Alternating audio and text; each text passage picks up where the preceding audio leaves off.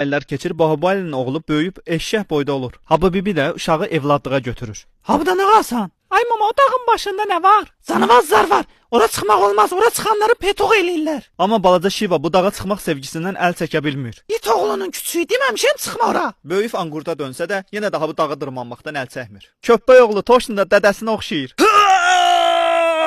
Ay belam. Və həmişə kimi yıxılıb, tötbaş olur. Anası bu soskaya oxşayan müqəddəs yerlərini sulayıb bütün günü arzulayır ki, oğlum dağa çıxmasın. Yəni nə qədər çox su töysələr tanrılığına bir o qədər ləzzət eləyir. Şiva habların soska pirini götürərək gətirib şəlalənin altına qoyur. Day habda doyunca duş alar. Və babat ibadət elədim deyib sevincdən oynamağa başlayır.